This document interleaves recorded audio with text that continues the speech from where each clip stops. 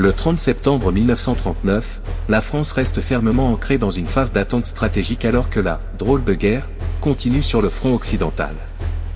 Alors que la situation géopolitique en Europe se stabilise après la chute de la Pologne et l'alliance germano-soviétique, la France se prépare à une guerre prolongée contre l'Allemagne nazie. Ce jour-là, les débats politiques, les ajustements économiques et les manœuvres diplomatiques montrent que la France, bien que sur la défensive, est consciente de la gravité de la situation et de la nécessité de mieux préparer le pays à un conflit de grande envergure. Contexte militaire, la préparation à une guerre longue. Le 30 septembre, la stratégie militaire française reste centrée sur la défense de la ligne Maginot, une ligne de fortification massive qui s'étend le long de la frontière avec l'Allemagne. Le général Maurice Gamelin, chef des forces françaises, continue de croire que cette ligne fortifiée et la stratégie d'attente permettront à la France de contenir une éventuelle offensive allemande. Pour lui, l'armée allemande, ayant conquis la Pologne, devra se tourner vers l'ouest, mais il espère que le front occidental restera calme pendant un certain temps, permettant ainsi aux forces françaises de se renforcer. Cependant, la capitulation rapide de la Pologne a semé des doutes sur l'efficacité d'une défense purement statique.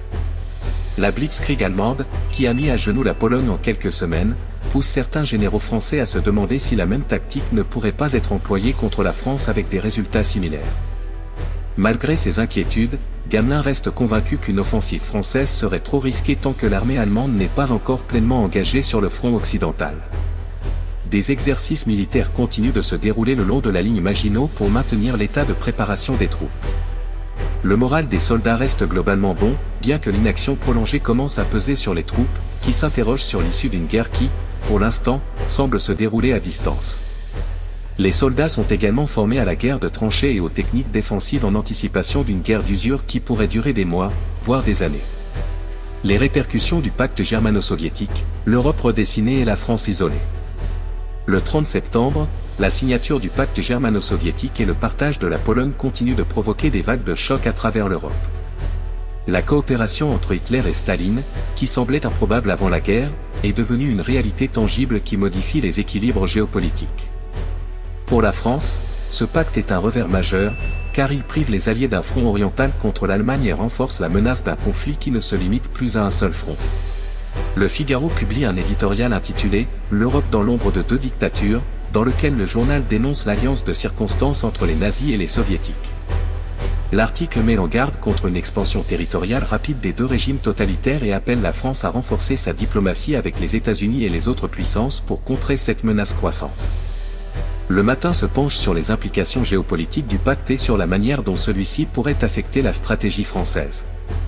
Le journal souligne que la France doit se préparer à une guerre qui ne se limitera pas à une confrontation directe avec l'Allemagne, mais qui pourrait également impliquer l'Union soviétique dans certaines circonstances. Le Matin appelle à une révision urgente de la stratégie militaire française pour prendre en compte cette nouvelle donne. L'Humanité, fidèle à sa ligne communiste, continue de justifier le pacte germano-soviétique comme un acte de protection des intérêts soviétiques face à la menace nazie. Toutefois, cette position divise de plus en plus les lecteurs, certains intellectuels et militants de gauche voyant dans cette alliance une trahison des principes antifascistes. Vie quotidienne en France, rationnement, mobilisation et soutien à l'effort de guerre. Sur le front intérieur, le 30 septembre est marqué par une intensification des mesures de rationnement en France. Conscient que la guerre pourrait durer bien plus longtemps que prévu, le gouvernement Daladier impose des restrictions plus strictes sur la consommation de certains produits essentiels, notamment le sucre, le café et le carburant. Le rationnement s'étend également à d'autres denrées, et les Français commencent à s'habituer à un quotidien marqué par la pénurie et les sacrifices. Dans les grandes villes comme Paris, les habitants doivent faire face à des files d'attente de plus en plus longues dans les magasins. Le marché noir commence à émerger, et les autorités locales redoublent d'efforts pour limiter les abus et s'assurer que les citoyens respectent les restrictions imposées. Dans les zones rurales, le manque de main-d'œuvre agricole, dû à la mobilisation, pose toujours problème, bien que des efforts soient faits pour recruter des travailleurs et des femmes pour combler ces vides. La Croix continue de publier des articles appelant à l'unité nationale et à la solidarité face aux difficultés croissantes. Le journal encourage les Français à soutenir l'effort de guerre en limitant leur consommation et en respectant les règles de rationnement. Les émissions de radio, quant à elles, diffusent des messages de soutien aux familles des soldats mobilisés et des conseils pratiques sur la gestion des pénuries.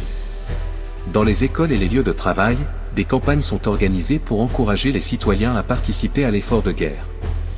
Les enfants sont invités à collecter des métaux et d'autres matériaux recyclables pour soutenir la production militaire, tandis que les usines sont réorientées pour répondre aux besoins croissants de l'armée en matière d'équipement et d'armement. Répercussions internationales, diplomatie et alliances. Le 30 septembre, la diplomatie française est en pleine effervescence alors que la France cherche à renforcer ses alliances dans un contexte international de plus en plus complexe. La coopération entre l'Allemagne et l'Union soviétique, symbolisée par le pacte germano-soviétique, place la France dans une position diplomatique délicate. Tandis que les Alliés doivent se préparer à une guerre prolongée contre l'Allemagne, ils doivent également naviguer dans un paysage géopolitique où Staline, autrefois considéré comme un potentiel allié contre Hitler, est devenu un partenaire de l'Allemagne nazie. Les relations avec le Royaume-Uni restent au cœur de la stratégie diplomatique française. Le 30 septembre, des discussions se tiennent à Paris et à Londres pour coordonner les efforts militaires et économiques des deux pays. Les deux nations sont conscientes qu'une guerre prolongée exigera une coordination étroite, non seulement sur le plan militaire, mais aussi dans la gestion des ressources et des approvisionnements. Les contacts avec les États-Unis sont également un enjeu majeur pour la diplomatie française. Bien que les États-Unis soient encore officiellement neutres, le président Franklin D. Roosevelt montre des signes de soutien croissant aux Alliés. Le programme Cash and Carry, qui permet à la France et au Royaume-Uni d'acheter des armes et du matériel militaire aux États-Unis sans impliquer directement le pays dans le conflit, devient un élément central de la stratégie française pour renforcer ses capacités militaires. En Italie, Benito Mussolini continue de jouer un rôle ambigu. Bien que l'Italie soit encore neutre, les relations entre Mussolini et Hitler se renforcent, ce qui inquiète de plus en plus les responsables français. Les diplomates français tentent de maintenir des relations cordiales avec Rome tout en préparant une éventuelle confrontation si l'Italie décidait de rejoindre l'Axe. Débat politique en France, une révision stratégique nécessaire. Le 30 septembre, les débats politiques au sein du gouvernement français s'intensifient. La défaite rapide de la Pologne et la coopération entre l'Allemagne et l'Union soviétique poussent de nombreux responsables politiques à remettre en question la stratégie militaire actuelle. Certains membres du gouvernement et du Parlement plaident pour une révision de la stratégie défensive centrée sur la ligne Maginot, estimant que la France doit adopter une posture plus offensive pour se préparer à une guerre prolongée. Les partisans d'une approche plus offensive appellent à une mobilisation accrue des ressources industrielles et à une augmentation de la production d'armement. Ils estiment que la France doit se préparer à une guerre totale contre l'Allemagne et qu'elle ne peut plus se contenter d'une posture défensive. Cependant, le général Gamelin et ses partisans insistent sur l'importance de ne pas précipiter les choses, arguant qu'une offensive prématurée pourrait exposer la France à des pertes massives. Édouard Daladier, bien que sensible aux pressions pour une révision stratégique, reste prudent. Il ordonne une intensification de la production militaire et des mesures pour renforcer l'économie de guerre, tout en maintenant une approche défensive.